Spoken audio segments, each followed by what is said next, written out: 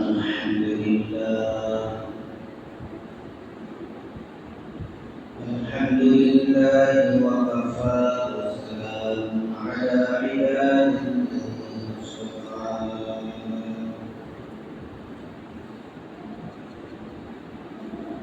أما بعد فأعوذ بالله من الشيطان الرجيم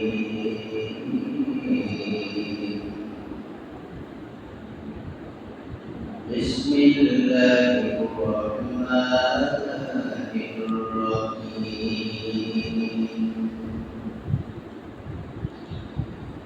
سبحان الله حين تمسون وحين تصبحون وله الحمد في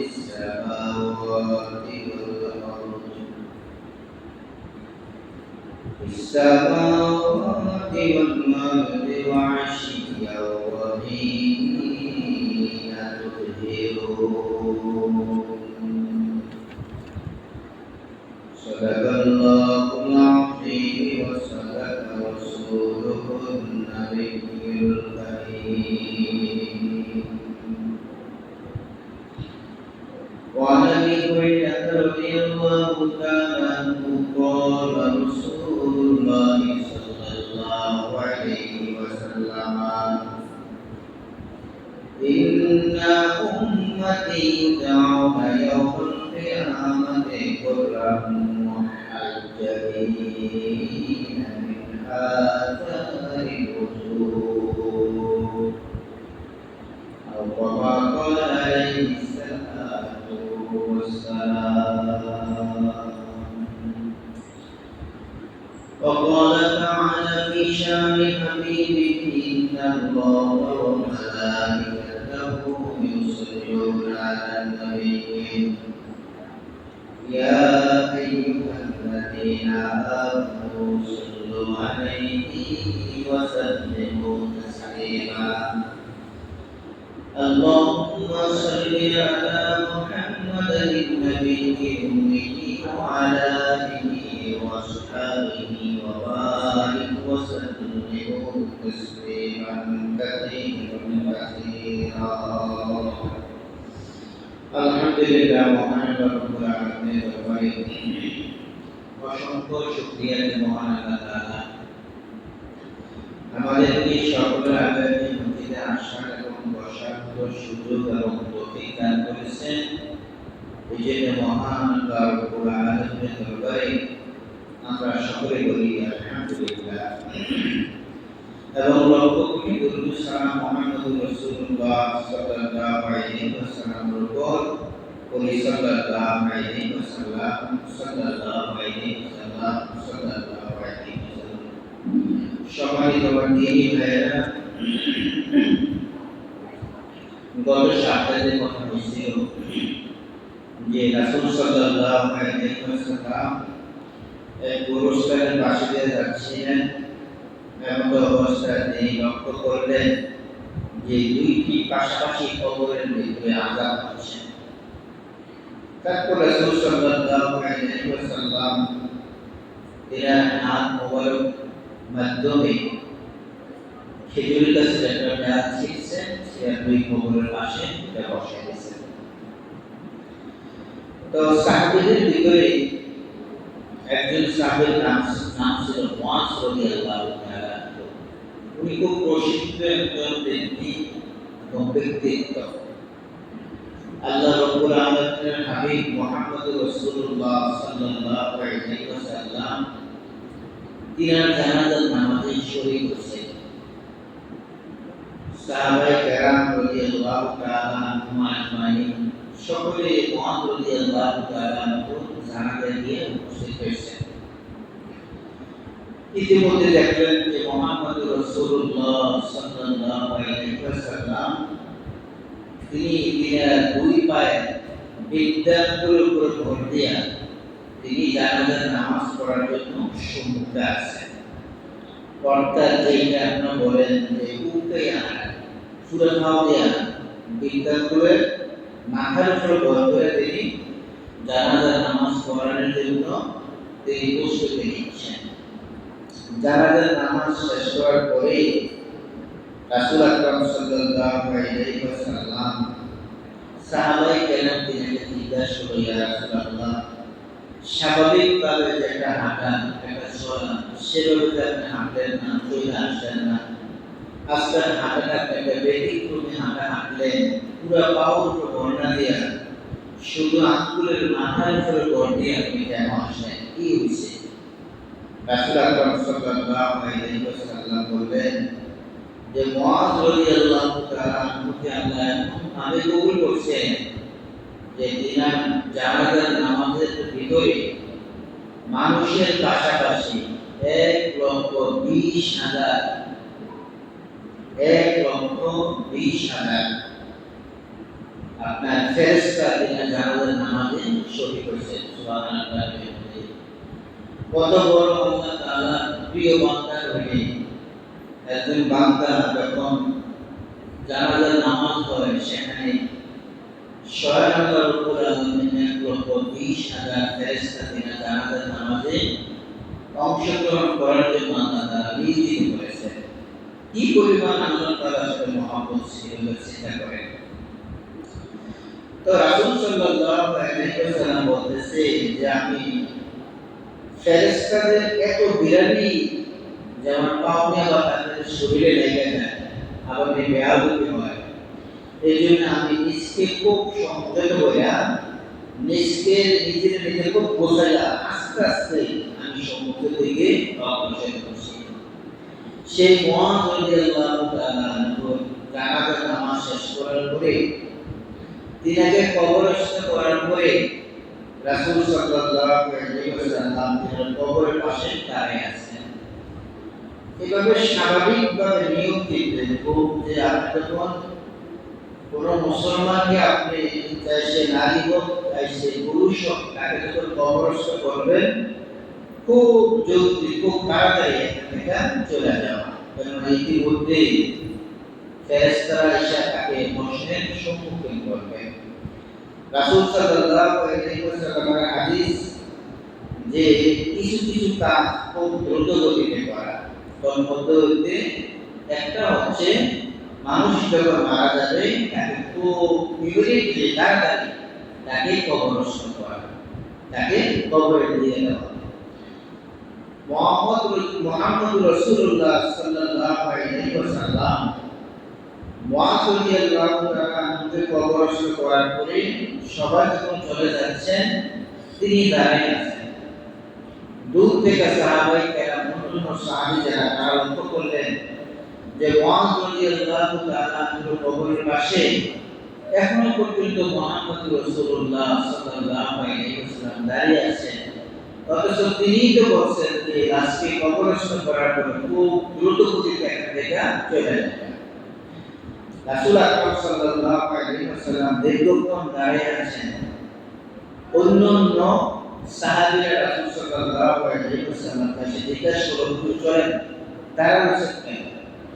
তো রাসূল সাল্লাল্লাহু আলাইহি ওয়াসাল্লাম বলতেছে আমি চিন্তা করতে আছি মুআয রাদিয়াল্লাহু তাআলা আনহু জানাজার নামাজে 1,20,000 ফেরেশতা তার জানাজার নামাজে অংশগ্রহণ করলো, অথচ তার কবরে তার আযাব হচ্ছে, তার কবর আযাব করে দেয়। লক্ষ এবং হাজার হাজার লক্ষ ফেরেশতা তার নামাজের ভিতরে শরীক হয়েছে, তাহলে তার সেরকম ব্যক্তিত্ববান ব্যক্তি আল্লাহর কাছে প্রিয় ব্যক্তি, তারপরে তার কবর আযাব করে। রাসূল সাল্লাল্লাহু আলাইহি ওয়াসাল্লামকে সাহাবারা উপস্থিত সাহাবারা যারা ছিলেন তারা মুআয রাদিয়াল্লাহু তাআলা আনহুর স্ত্রীর কাছে নিয়ে গেছে। নিয়ে যাওয়ার পরে রাসূল সাল্লাল্লাহু আলাইহি ওয়াসাল্লাম জিজ্ঞাসা করতেছে মুআযের এমন কোন খারাপ কোন গুনাহের কাজ আছে কিনা, তুমি একটু আমাকে বলো তো। কেননা একজন স্বামীর জন্য স্ত্রী হচ্ছে পারফেক্ট সাক্ষী, তিনি সব কিছু তার স্বামী জানেন। আমি যদি ফজরের নামাজ না পড়ি বাড়িতে গিয়া আপনারা এটা বুঝতে পারবেন না, আমার সহলবাসী বুঝতে পারবে না, কিন্তু আমার পাশে যে ব্যক্তি থাকে সে কিন্তু বুঝবো যে আমার হাজব্যান্ড বা আমার স্বামী বা আমার মুরব্বী বা আমার পীর সে কিন্তু আজকে সালাতুল ফজরের নামাজ পড়ে নাই। এই জন্য রাসূল সাল্লাল্লাহু আলাইহি ওয়াসাল্লাম বলেছেন, তুমি তোমার স্ত্রীর সাথে সদা সর্বদা ভালো আচরণ করার চেষ্টা করবে। কেননা হাসরের ময়দানে প্রত্যেকটা স্ত্রীকে ডাকবেন আল্লাহ তাআলা।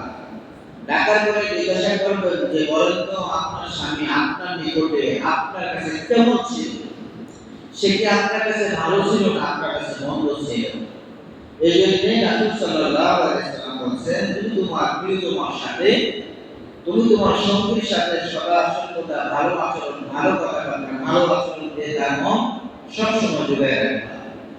ফেরেশতার থেকেও নিকট স্ত্রী, কেরামান কাতিব যে ফেরেশতা, দুইটা যে ফেরেশতা আছে আপনারা জানেন, তার থেকেও স্ত্রী আছে। এই জন্য স্ত্রীর সাক্ষীটা আসরের ময়দানে বা কিয়ামতের ময়দানে খুব একটা ইম্পর্টেন্ট একটা সাক্ষী, যাকে রাজ সাক্ষী বলা হয়, প্রধান সাক্ষী। যার স্ত্রী বলবে যে হ্যাঁ আমার স্বামী আমার কাছে পৃথিবীর সমস্ত স্বামী থেকে প্রিয়, সবচেয়ে ভালো, আল্লাহ পাক রব্বুল আলামিন হাবিব বলেন আল্লাহ তাআলা তাকে ফেরেশতা দিয়ে সাক্ষী করাবেন না। ওই স্ত্রীর সাক্ষীর উপরে ডিপেন্ড করে ভর করে স্ত্রী যদি বলে সে আমার কাছে অত্যন্ত ভালো ছিল, তাকে জান্নাত দিবেন। স্ত্রী যদি বলে আমার কাছে স্বামী গৃহীত বস্তু ছিলেন, আল্লাহ তাআলা তাকে জাহান্নাম দিবেন। এই জন্য আমার ভাইয়া, আমি নামাজ পড়ছি কি পড়ছি না, এটা আমার স্ত্রী সবচেয়ে বেশি ভালো জানে, সবচেয়ে উত্তম সাক্ষী আমার নিকটের সাক্ষী। এই জন্য আমার ভাইয়া, রাসূল আকরাম সাল্লাল্লাহু আলাইহি ওয়াসাল্লাম মুআয রাদিয়াল্লাহু তাআলা স্ত্রীকে বললেন, তুমি বলো তো আমার সাহাবী এমন কোন খারাপ কোন আমল আছে কিনা যে আমলের কারণে আমার সাহাবীর কবরে আযাব হচ্ছে? মুআয রাদিয়াল্লাহু তাআলা স্ত্রী বললেন, চিন্তা করলেন যে না, আমার স্বামী তো গুনাহের কোন কাজে সে করে নাই, সার্বক্ষণিক সে তো ভালো মানুষের মাঝে ছিল, ভালো ব্যক্তিত্ব ছিল, তার তো কোনো খারাপ আমল হুজুর নাই। রাসূল বললেন, তুমি একটু চিন্তা করা ভেবে দেখতে, একটু ভালো করে চিন্তা করা বলো যে আমার সাহাবী কোন অপরাধ, যে অপরাধ আল্লাহ তাআলা সহ্য করতে পারেন। তখন মুআয রাদিয়াল্লাহু তাআলা স্ত্রী বললেন, হুজুর আমার স্বামীর একটা ইজার ছিল, একটা চাদর ছিল, যেটা আমরা লুঙ্গি হিসেবে ব্যবহার করি।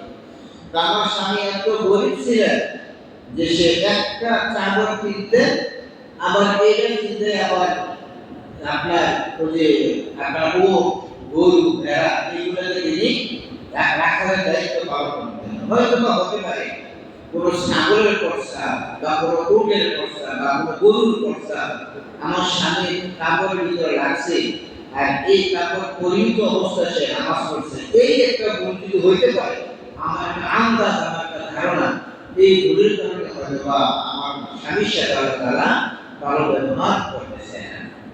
তো আমার ভাইয়েরা, রাসূল সাল্লাল্লাহু আলাইহি ওয়াসাল্লাম শোনার পরে কবরের পাশে গিয়ে দোয়া করছেন মুআয রাদিয়াল্লাহু তাআলা পর্যন্ত। আল্লাহ পাক রব্বুল আলামিন মুহাম্মদুর রাসূলুল্লাহ সাল্লাল্লাহু আলাইহি ওয়াসাল্লামের দোয়ার বদৌলতে, দোয়ার বরকতে তাকে জান্নাতের সুউচ্চ মাকাম দান করেছেন। এই কথাটা বলা আপনাদের কাছে উদ্দেশ্য নয়, এটা যেহেতু বিষয়টা পাক এবং পবিত্রতার টপকায়, এই জন্য আপনারা প্রস্তাব পায়খানা এগুলো থেকে খুব সতর্কভাবে নিজেও চলবেন, বাড়িতে চাষিরা যারা আছে, বাবিরা যারা আছে, তাদের খুব সতর্ক করে বলবেন। অনেক সময় নানা ভুল বলে নেয়, এই প্রচার করে দেয়, অনেক সময় নানা ভুল বলে নেয়, বাচ্চাকে করে প্রচার করে। বাচ্চাদের প্রস্তাবের একটা মাসালা আছে, সমস্ত বাচ্চার প্রস্তাবকে না পাক, কোন কোন বাচ্চার প্রস্তাব না পাক, কোন কোন বাচ্চার প্রস্তাব না পাক না। মাসালা হচ্ছে যে শিশু, যে বাচ্চাকে আলাদা কোনো খাবার খাওয়ায় না, লেকভিজন 1, লেকভিজন 2, 3 বা সাগর একটা বা আপনার ওই যে আরো অনেক কিছু আছে না, যেগুলো আপনারা একটা মায়ের দুধের পাশাপাশি ওদেরও তাকে খাওয়ায়। যদি এরকম কোনো বাচ্চায় প্রস্রাব করে, যে বাচ্চা আলাদা খাবার খায়, মায়ের দুধের পাশাপাশি আলাদা খাবার খায়, তাহলে ওই বাচ্চার প্রস্রাব যদি কোনো মানুষের কাপড় লাগে, তাহলে এটা নাপাক হিসাবে শরীয়তে গণ্য করবে। আর যে বাচ্চা এখনো দুনিয়া কোনো কিছু খায় না, শুধু মায়ের দুধে খায়, ওই বাচ্চার প্রস্রাব নাপাকের অন্তর্ভুক্ত না। এই জন্য আমার মারা যারা আছেন বাড়িতে ধরে আপনাদের ছেলে মেয়ে বা আপনাদের নানা করে নিচ্ছেন, দেখেছেন, খুব কেয়ারফুলি যেন তার প্রস্রাব পায়খানা কোনো একটা অংশ যেন আপনার শরীরে না থাকে। চিন্তা করে দেখেন আপনি মুআয রাদিয়াল্লাহু তাআলা জানাজার নামাজে 1,20,000 ফেরেশতা আয়েশা জানাজার নামাজে অংশগ্রহণ করছে, তারপরে তাকে আল্লাহ ছাড়ে নাই, তারপরে ছাড়ে নাই। এই কথাটা আরেকটা কথা বোঝেন, নিজের যদি কোনো আমল না থাকে, নিজের যদি শুধু গুনাহে ভরপুর থাকে, ভালো কোনো আমল যদি না থাকে, আমরা শ্রীমন্ত করে বিনম্র শ্রীমন্ত করে সমস্ত ইমামদেরকে নিয়ে যাবেন 100টা কদম করা, একবার হুজুরের কবরের পাশে বসায় রাখেন, তারপর আপনার কি হবে না, কবর আযাব মাফ হবে। এই জন্য দুনিয়া চলবে, পাশাপাশি কিছু ন্যায় আমল করার চেষ্টা করবেন, ন্যায় কাজ বদ আমল থেকে নিজেকে দূরে রাখবেন। রাসূল আকরাম সাল্লাল্লাহু আলাইহি ওয়াসাল্লাম তিনাকে একবার তিনার স্ত্রী হযরত আয়েশা সিদ্দিকা রাদিয়াল্লাহু তাআলা আনহা বললেন, ইয়া রাসূলুল্লাহ, হাসরের ময়দানে কি এত রক্ত, কোটি কোটি মানুষ হবে, কোটি কোটি উম্মত হবে, হাজার হাজার লক্ষ কোটি উম্মত, যেমন প্রত্যেকটা রোগীর নির্দিষ্ট উম্মত আছে, তারা সবাই দাঁড়াবে, আমরাও তো দাঁড়াবো সেখানে, কিন্তু আমাদেরকে আপনারা কিভাবে চিনবেন? আমরা যে মুহাম্মদুর রাসূলুল্লাহ সাল্লাল্লাহু আলাইহি ওয়াসাল্লাম উম্মত, এটা লক্ষ লক্ষ মানুষের ভিড় থেকে আপনারা আমাকে বা আমাদেরকে কিভাবে চিনবেন? রাসূল আকরাম সাল্লাল্লাহু আলাইহি ওয়াসাল্লাম বলেন যে আয়েশা, 1000 কালো ঘোড়া যদি তুমি একটা জমিনে ছেড়ে দাও, আর ওই 1000 ঘোড়ার ভিতরে যদি 10টা ঘোড়া যদি তুমি ছাড়ো, যেই ঘোড়ার কপালটা সাদা এবং তার হাত এবং পায়ের পুরো সাদা, তুমি কি ওই 10,000 বা 1,00,000 ঘোড়া থেকে বাচ্চা কাছে করে বাছাই করে এই 1000 ঘোড়া আনতে তোমাকে কষ্ট হবে?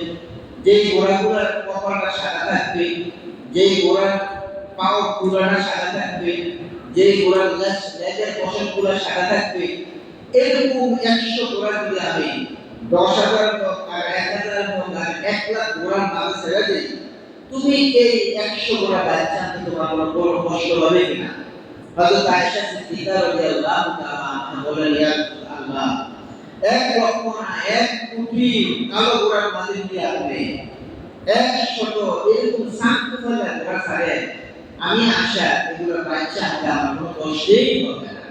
রাসূল আকরাম সাল্লাল্লাহু আলাইহি ওয়াসাল্লাম বললেন, আসরের ময়দানে যদিও লক্ষ কোটি কোটি কোটি কোটি মানুষ উপস্থিত হবে সেখানে, আমার উম্মতকে বাচ্চা আনতে আমার কোনো কষ্ট হবে না। কেন?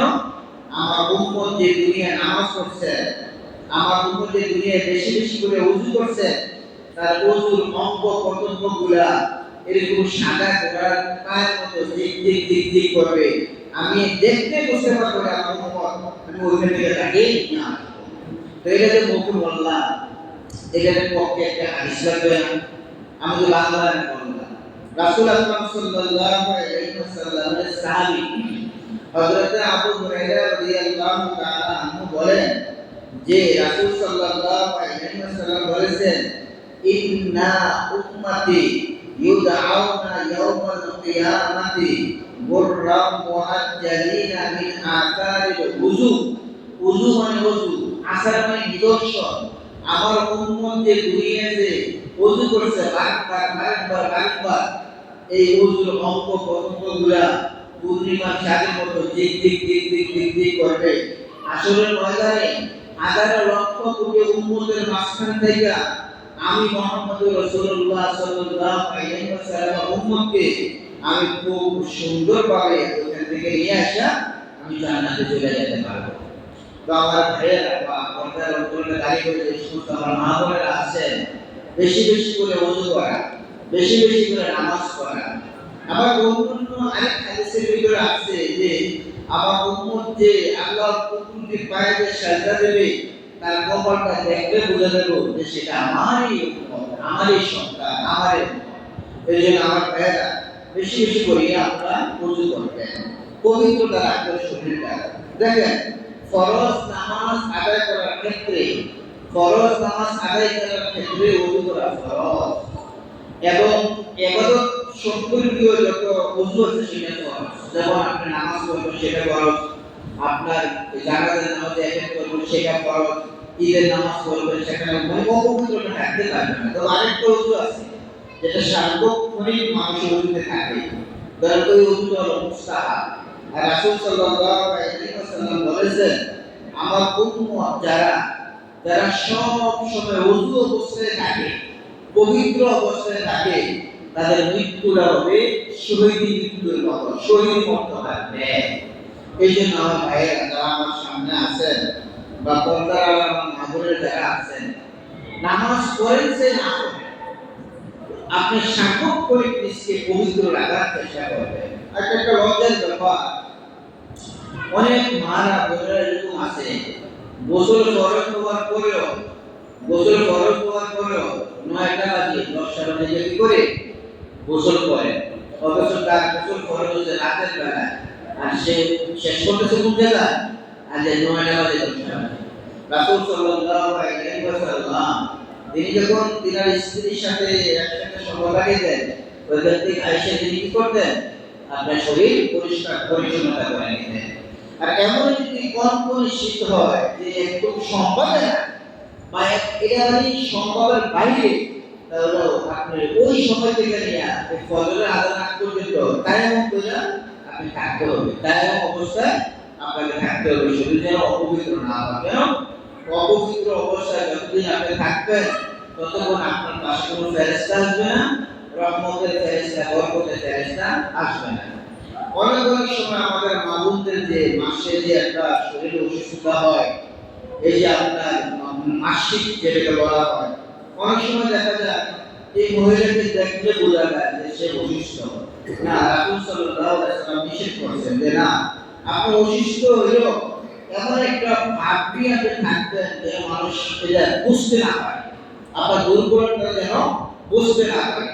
অর্থাৎ অন্য কোনো দিন যেভাবে ফজরের সময় উঠে গেছেন বা স্বাভাবিক যে কাজগুলো করছেন সুস্থতার আমলে, সুস্থতার সময়, এই অসুস্থতার মাধ্যমে ওইভাবে থাকার চেষ্টা করবেন, সবসময় ওযু অবস্থায় থাকবেন।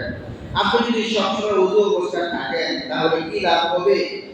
এই ব্যাপারে রাসূল আকরাম সাল্লাল্লাহু আলাইহি ওয়াসাল্লামের সাহাবী হযরতে আব্দুল্লাহ ইবনে সরাকি রাদিয়াল্লাহু তাআলা আনহু একটি হাদিস রওয়ায়াত করেছেন। হাদিসটা আপনার রাসূল আকরাম সাল্লাল্লাহু আলাইহি ওয়াসাল্লামের যে হাদিসটা আপনার এই বিদায় করে নাসাই শরীফ থেকে নেওয়া হয়েছে। রাসূল আকরাম সাল্লাল্লাহু আলাইহি ওয়াসাল্লাম বলেন যে আমার কোন মুসলমান উম্মত, চাই সে নারী হোক চাই সে পুরুষ হোক, বুঝে কথা আপনার সবাই, আমার উম্মতের ভিতরে চাই সে নারী হোক চাই সে পুরুষ হোক, গুনাহ থেকে মুক্ত হতে হবে। যেখানে স্বয়ং মুহাম্মদুর রাসূলুল্লাহ সাল্লাল্লাহু আলাইহি ওয়াসাল্লাম দৈনিক 70 বারের অধিক তওবা করতেন আল্লাহর কাছে। আবার কোন রিওয়ায়াতে আছে 100 বারের অধিক তিনি আল্লাহর কাছে তওবা করতেন। যেই নবীর আগেও গুনাহ নাই, পরেও গুনাহ নাই, অন্তকালে গুনাহ নাই, পশ্চাতে গুনাহ নাই, গুনাহ না থাকার পরেও তিনি দৈনিক 100 বারের অধিক কি করতেন? তওবা করতেন আল্লাহর কাছে। আর আমাদের অবস্থা কি? মসজিদে বয়ে আপনার গুনাহ হয়, মসজিদে ওরা কথা শুনতেছেন আপনারা, এমনও তো গুনাহ হচ্ছে কিছু মানুষের, আমরা অমনোযোগী, আপনি কথা শুনতেছেন না, আপনার ব্যবসা নিয়ে মনে আছেন, আপনার কৃষি ক্ষেত্রে মনে আছেন, আপনার পরিকল্পনা নিয়ে আছেন, এই আর কি কোনো না কেউ বসলেন, কথা শেষ হলে নামাজ পড়া সুন্নত করেন না করেন, করেনটা করে ফেলে দেবেন, এরকম মত কিছু লোকদের আছে। তো আপনার সব জায়গায় বসে যে সওয়াব হয় এমন না, আবার সব জায়গায় বসে যে সওয়াব হয় না এমন না। বহু মানুষ আছে মসজিদে বসেও জিনাত গুনাহ হয়, আবার বহু মানুষ আছে নামাজে বসে তাহাজ্জুদের নামাজে সওয়াব তার আমলনামার মাঝে যায়। এই জন্য রাসূল বলছেন যে তোমরা বেশি বেশি করিয়া ওযু করবা। কিভাবে ওযু করার ক্ষেত্রে রাসূল আকরাম সাল্লাল্লাহু আলাইহি ওয়াসাল্লাম বলেন, ইযা তাওয়াদ্দাআ আল-আবদুল মুমিন, আমার কোন মুমিন বান্দা উম্মত এবং উম্মতি সে যখন কি করবে? ওযু করবে। ওযু করার ক্ষেত্রে এখানে আপনার মাকমুদা শব্দের হচ্ছে কুলি করা। যখন আপনি ওযু করতে গিয়ে কুলি করা শুরু করবেন, কুলি করার ক্ষেত্রে আপনি যখন হাওয়া করেন না, একদম গলার শেষারে কিন্তু পানি পৌঁছান, রাসূল সাল্লাল্লাহু আলাইহি ওয়াসাল্লাম বলেন, খরাজাতিল ফাকায়া মিন ফিহি, তা এই জিহ্বা দ্বারা যত গুনাহ হচ্ছে, মুখ দ্বারা যত বিপদ শাকায়াত গাইছে, আল্লাহর হক যত নষ্ট করছে জিহ্বা দিয়ে মুখ দিয়া, এই কুলি করার সাথে সাথে তার মুখের সমস্ত গুনাহ ওই কুলির পানির সাথে আল্লাহ জড়াই ফেলে দেন। সুবহানাল্লাহ। রাসূল আকরাম সাল্লাল্লাহু আলাইহি ওয়াসাল্লাম বলেন, ওয়া ইদাস্তানসারা খরাজাতিল ফাকায়া মিন আনফি, যখন আপনি নাকে পানি দিবেন, কুলি করার পর যখন নাকে পানি দিবেন, নাক যখন আপনি সিটকে করে ঝাড়া দিবেন চলে, রাসূল সাল্লাল্লাহু আলাইহি ওয়াসাল্লাম বলেন এই নাকের পানি, যে পানি ঢুকছে পানিটা গায়ে পড়ার সাথে সাথে নাক দিয়া, নাকের মাধ্যমে যত গুনাহ হচ্ছে সমস্ত গুনাহ আল্লাহ পানির সাথে জড়াই ফেলে দেন। সুবহানাল্লাহ। এরপর রাসূল বলেন, ওয়াইদা কাসালা ওয়াজহাহু, ওয়াজহা মানে চেহারা, মুখ। আপনি যখন ওযু করার ক্ষেত্রে মুখটাকে ভালোভাবে তিনবার দিবেন, এই তিনবার পানি দেওয়ার সাথে সাথে এই মুখ দিয়া, চেহারা দিয়া যত গুনাহ করছেন সব গুনাহ আপনার পানির সাথে জড়িয়ে পড়ে যাবে। এই জন্য ইমাম আবু হানিফা রাহিমাহুল্লাহ তাআলা বলেন, ওযু করে আইসা ওযুর পানি, নারীর পানি গাড়া দিয়া হাত দেয়া মন্দিরে ফেলান কি নিষেধ, জায়েজ নাই। কেন? ওই ওযুর পানির সাথে সাথে তো তোমার শরীরের গুনাহ জড়িয়ে পড়তে আছে, তো যেই পানিটা পড়তেছে সেটা তো গুনাহ নিয়ে পড়তে আছে, আর গুনাহ যেহেতু নাপাক, এই নাপাকটা মন্দিরে ফেলা কি আর জায়েজ নাই। কিন্তু উনি মৃত্যুবরণ করার আগে আগে এই মাসলা থেকে তিনি রুজু করছেন যে না, কি করা যাইব, ওযুর পানি মুখের থেকে, চেহারা থেকে, নাকের থেকে, পায়ের থেকে মন্দিরে চলে কি হবে না, সমস্যা হবে না। কেন? এই মাসলা যখন তিনি হায়াত করতেছিলেন প্রথম, যখন তিনি বলছেন যে ওযুর পানি মসজিদে করতে পারতো না, ওইটা হলো ওই জিনিসটা তখন তিনার কুদরতি অন্তরের চোখ আসছিল, ওযুর পানির সাথে সাথে কি হয়, গুনাহ করে, এটা তিনি নিজ চোখে দেখতে পাইতেন। তখন তিনি আল্লাহর কাছে বলছেন যে আল্লাহ, এটা তো দুর্বল জিনিস মানুষের, এটা প্রকাশ হয়ে যায়, আমি বুঝে যাই কোন মানুষটা গুনাহগার, কে গুনাহগার না। এই আমার অন্তরের চোখটা আপনি কি করে বন্ধ করে দেন। আল্লাহ তাআলা অন্তরের চোখ বন্ধ করে দেওয়ার পরে এবার ওযুর পানির সাথে গুনাহটা করে রাখেন। এরপরে উনি মাথা দিচ্ছে যে না, ওযুর পানি মসজিদে করলে গুনাহ কি নাই, কোনো সমস্যা নাই। এই ক্ষেত্রে যদি সমস্যা, রাসূল আকরাম সাল্লাল্লাহু আলাইহি ওয়াসাল্লাম বলেন যে হাত্তা তাকুদা মিন তাহতিল আসফা, আপনি যখন কি করবেন, আপনি যখন আপনার আইনাই যখন চক্ষু দিবেন, চক্ষুগুলো যখন দিবেন, এই চোখে গুনাহটা করবে, চোখের মাথার ভিতরে যত গুনাহ আছে চোখ দিয়ে বলো প্রতিবেশী আমি সহ আমরা সবাই বেরিয়ে আসা, ইচ্ছা এবং অনিচ্ছা এই চোখ দিয়ে যদি, এই চোখ দিয়ে যত গুনাহ হচ্ছে এই গুনাহ আল্লাহ তাআলা কি করবে, সব মাফ করে দেবে। ওয়াইদা কাসালা ইয়াদাইহি, কাসালা মানে কি, ধোয়া, ইয়াদাইহি মানে হাত, যখন আপনি দোনো হাত ধুইবেন এই হাতের মাধ্যমে যত পানি করবে সব পানি কি হয়ে যাবে, পানি গুনাহ বাইরে যাবে। এরকম ভাবে আপনার ওযুর প্রত্যেকটা অঙ্গ প্রত্যঙ্গ যখন ধুইবেন, প্রত্যেকটা অঙ্গ প্রত্যঙ্গের সাথে গুনাহ হয়ে যাবে, এরা করে যাবে। আর রাসূল সাল্লাল্লাহু আলাইহি ওয়াসাল্লাম বলেছেন, যে ব্যক্তি ওযু করার শুরুতে বিসমিল্লাহ বলবে, বিসমিল্লাহির রহমানির রহিম বলবে, এই বিসমিল্লাহ করার কারণে তার মাথার চুলের থেকে নিয়ে পায়ের আঙ্গুলের মধ্যে যত গুনাহ আছে ওযু করার মাধ্যমে সব আল্লাহ বাইরে করে দিতে বলেন। সুবহানাল্লাহ। আল্লাহ তাআলা আমাদের সকলকে তাহাজ্জুদ নামাজ এই করেন, তাহাজ্জুদ নামাজ যদি না করেন, আমরা নামাজটা কে করব? আমরা নামাজটা কে করব? আমরাটা তো আমরাই করব, এটা তো মুসলমানের একটা ধর্ম, তাহাজ্জুদ নামাজ পড়তে যদি আমরা না করি এই নামাজটা কে করবে? এটা তো কোনো ইন্ডিয়ান কোনো হিন্দুই করবে না, আমেরিকার কোনো লোকে করবে না, ইসরায়েলের কেউ করবে না, আমরাই করব না। আমরা নামাজ যদি আমরা ছেড়ে দিই তাহলে আমরা আমার কাছে বেজ্জতি হইলাম, মুহাম্মদুর রাসূলুল্লাহ সাল্লাল্লাহু আলাইহি ওয়াসাল্লামকে বেজ্জতি করলাম। এজন্য আসুন আমরা সকলে মিলে পাঁচ ওয়াক্ত নামাজের পাশাপাশি সর্বক্ষণই আমরা ওযুর মাধ্যমে থাকবো। আল্লাহ তাআলা আমাদের সকলকে সব সময় ওযুর মাধ্যমে থাকার তৌফিক দান করুন। সকলে বলেন আমিন। ওয়া আখিরি দাওয়ানা আলহামদুলিল্লাহি রাব্বিল আলামিন। যারা পরে আসছেন মেহরবানি করে জারি করতে আপনাদের মাঝে